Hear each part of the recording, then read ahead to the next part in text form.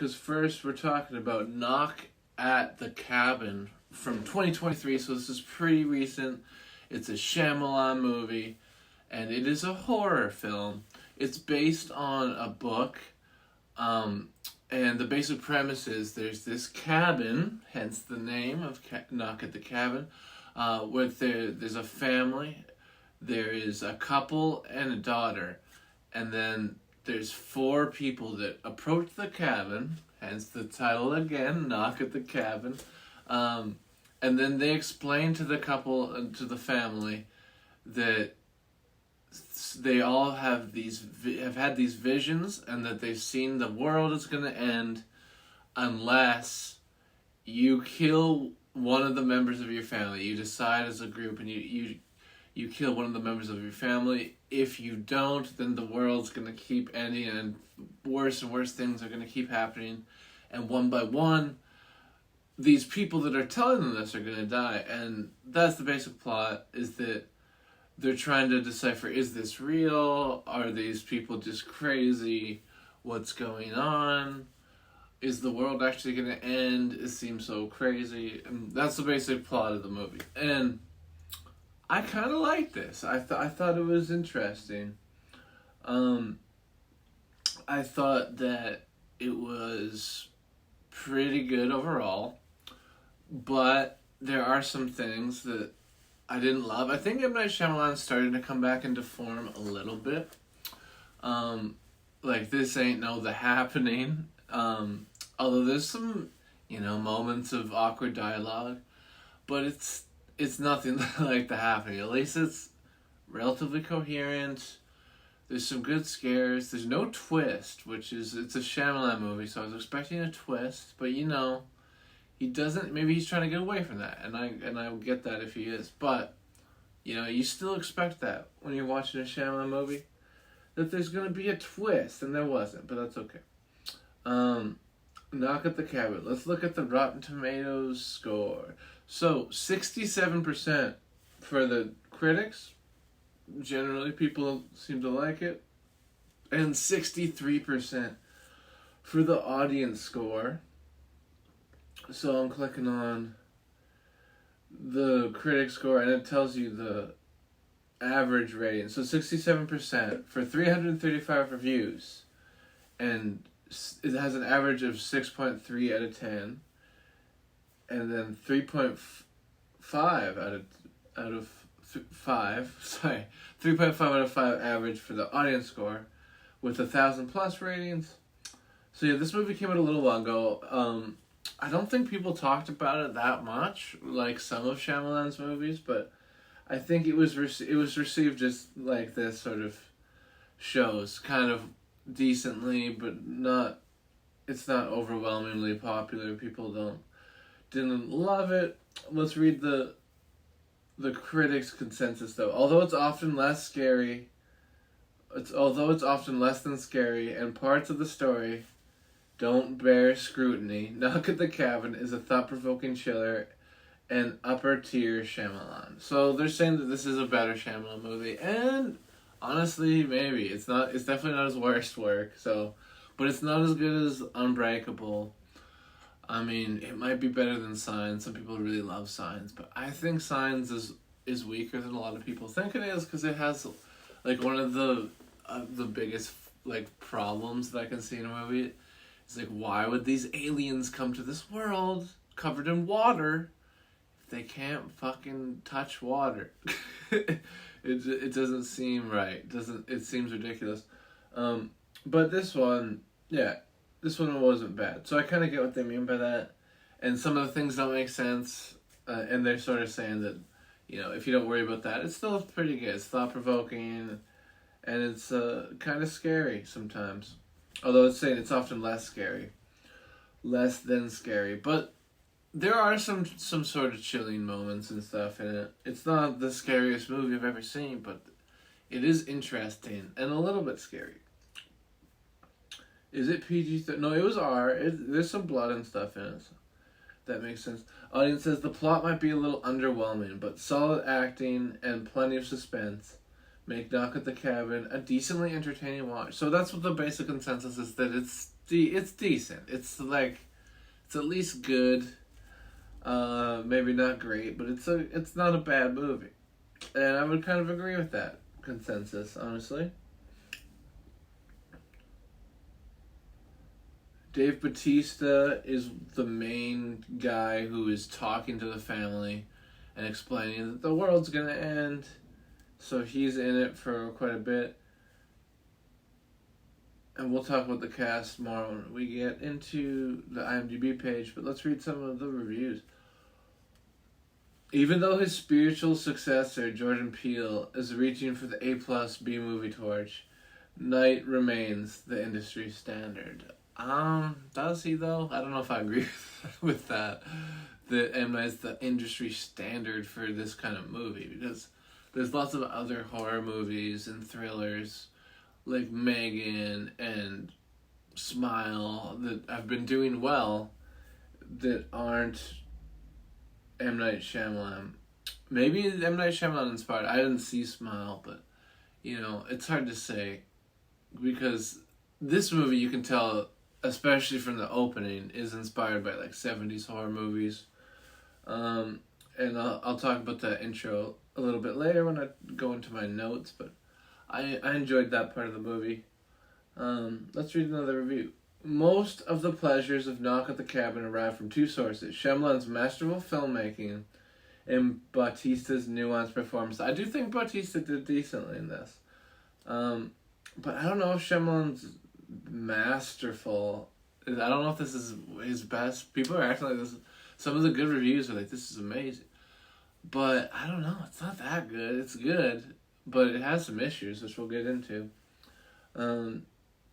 Here's a bad review. If there is some kind of allegory on violence that is supposed to be going on in Knock at the Cabin, the movie and its story are certainly not smart enough for it to come to fruition.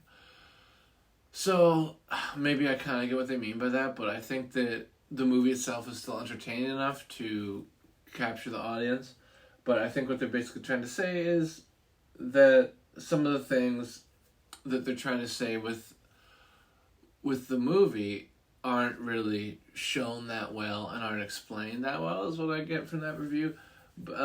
And that may be true, but I think, like I said, it still makes up for its shortcomings with a decently entertaining flick.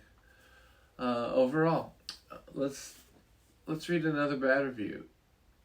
Knock at the Cabin is middle-of-the-road fare for Shyamalan. It doesn't reach his directorial heights, but it's well above his lows. If nothing else, it's still refreshing to see a director consistently swinging for the fences. Even though this is a negative review, I think I agree with this one the most of all the reviews that I read, because some people are saying that this is, some of the good reviews are like, this is like top tier Shyamalan, this is really good. But this guy's right, I think. He's like, it's not the best, but it's not the worst. It's I'd say this is mid-tier Shyamalan. It's okay. This is like maybe similar to, because I don't hate Signs, but maybe this was a little bit better than Signs even, but, like The Village, maybe on a level of it, sort of, I would say. But that's just for me. Everyone's going to have different opinions on this, because all the different Shyamalan movies are going to affect people different ways, but that's how I feel about it. Let's look at the IMDb page. 6.1 out of 10. So it's all in the sixes, and I feel like that's like about where I stand with my rating too. It's 6 point something. We'll see what I decide to rate it when we get there. The popularity's already going down. We're gonna find out, because I'm curious. I don't know if this movie like made money. I don't know if this was successful or not. We're gonna look up. I don't think it had a huge budget, because there's not that many actors in it. So I feel like it's a relatively low budget production, but maybe it made some money. Maybe it made enough. We'll see here. Anyway, looking at the cast, Dave Bautista, of course. Anybody else I know? Well, definitely Rupert Grint, who played Ronald Weasley. He plays Redmond, one of the 4 people that have all had these visions of the world ending. So, yeah, him and Dave Bautista are the only ones I really know, but everyone does a good job, I would say. acting wise. Let's look.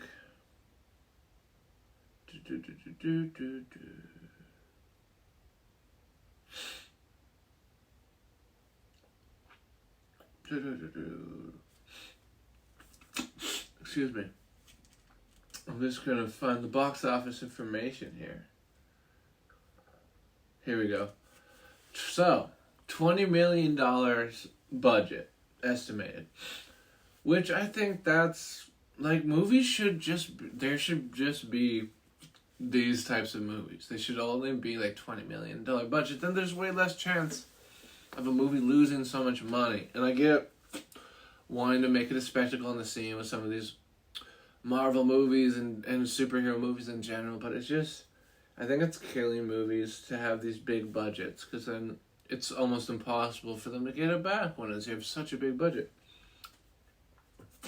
Yeah, I think they should be making smaller budget movies. Anyway, it got a $54 million worldwide, so I think that did okay. It didn't do amazing, but with a $20 million budget and then a $54 million worldwide gross, you know, I gotta say that's not too bad. They did it. Over double, right? That's the goal. And they did it. So, that being said, I think we'll start looking at my notes on this one now. Let's look at my notepad. My nose is bugging me. Just a sec. I'm gonna blow my nose real quick.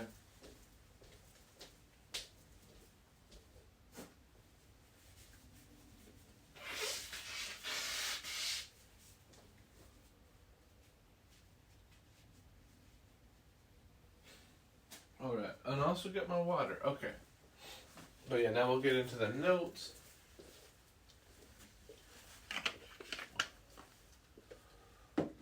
Let's look here. Knock at the cabin. What do we got? Oh no, we're not at Creed 2 yet. It's Knock at the Cabin notes.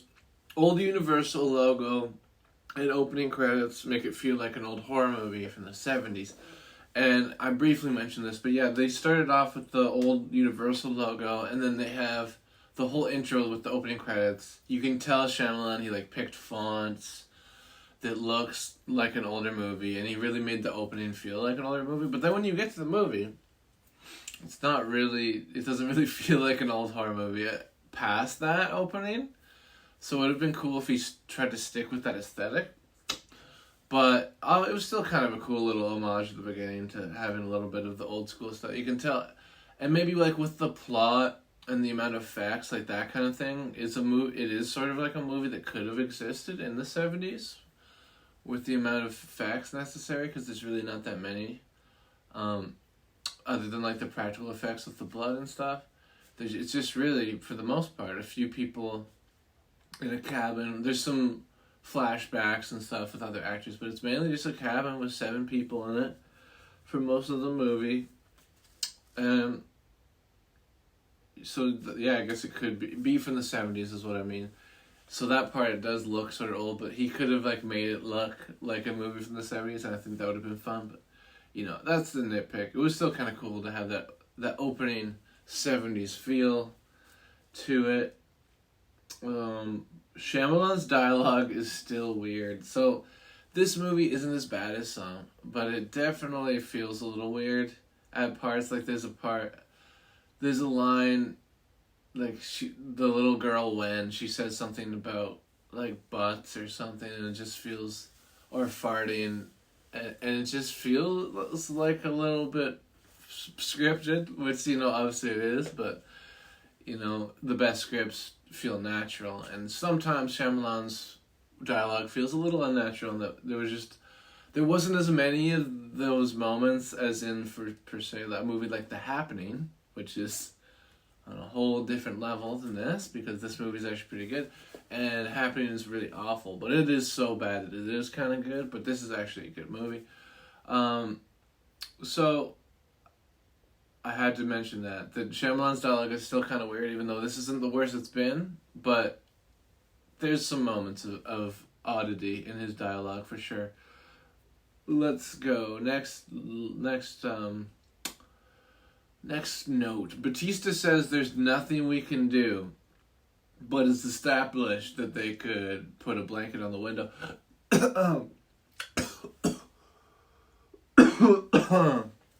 Excuse me. So, I didn't say this before, but the couple, the family, that they're given this decision that they have to kill one of their family to save the world, and that's what they're supposed to believe. And of course, they find it hard to believe at the beginning.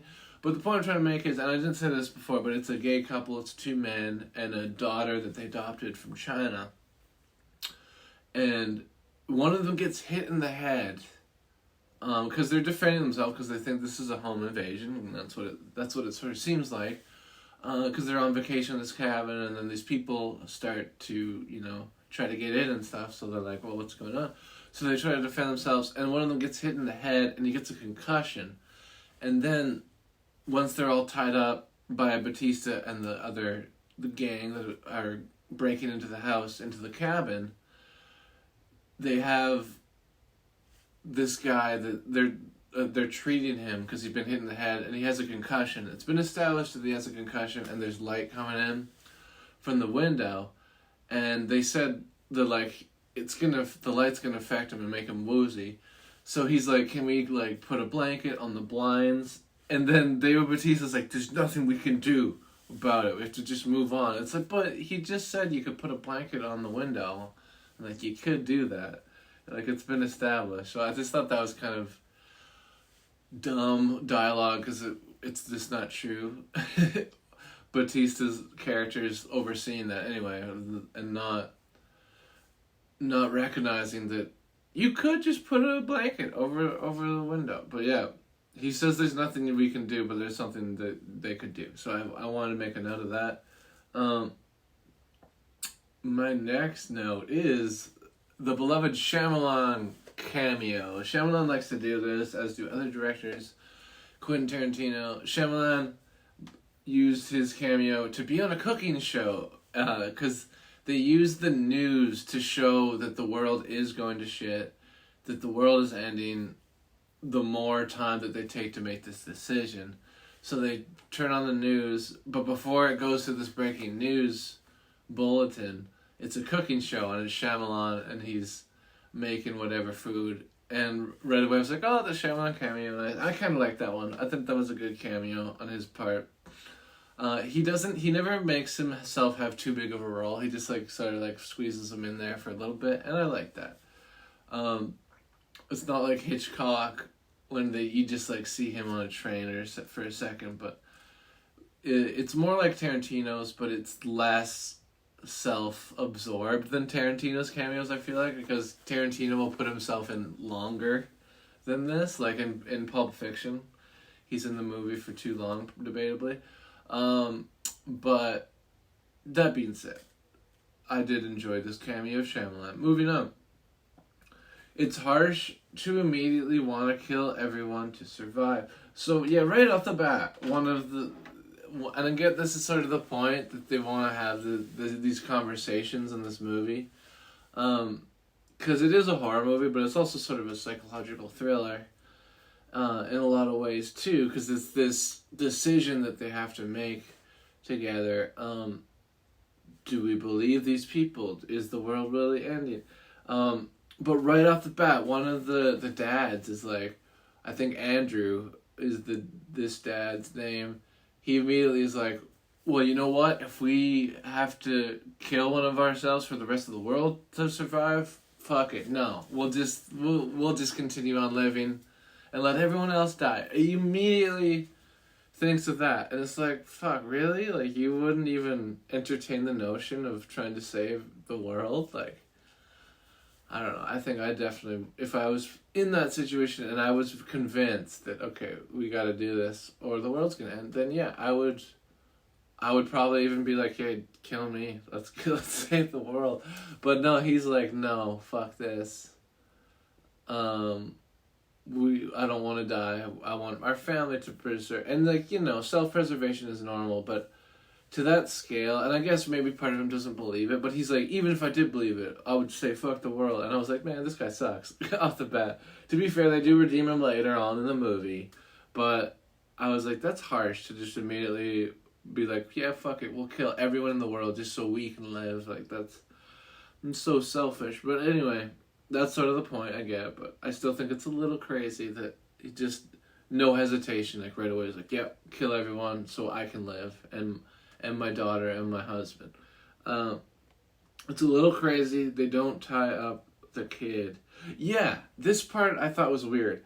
Because I get that she's a little girl and they're not trying to scare her and they're not trying to scare any of them, but they're just trying to save the world.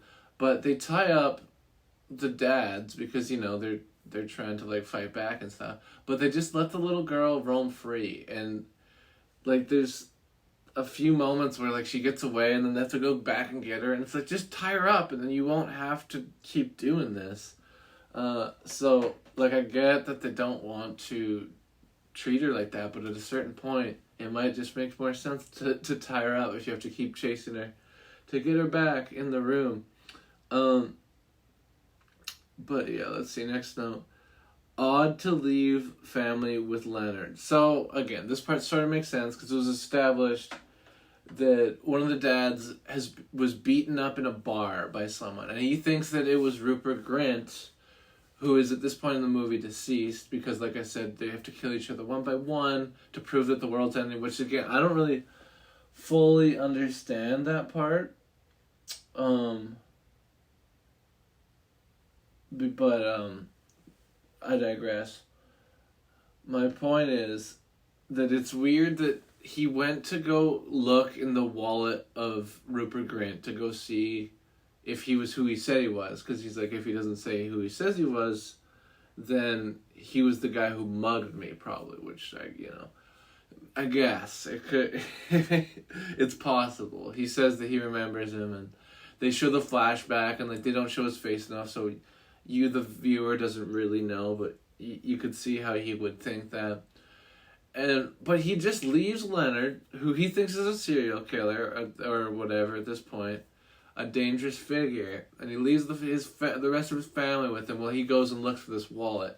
And I get that he wants to know about Redmond, but I think it's a little ridiculous that he just leaves his family there. I mean, they're fine, obviously, because Leonard's not trying to kill him, but I thought it was weird because he is under the impression that these guys are crazy and dangerous. But anyways, that didn't make sense to me.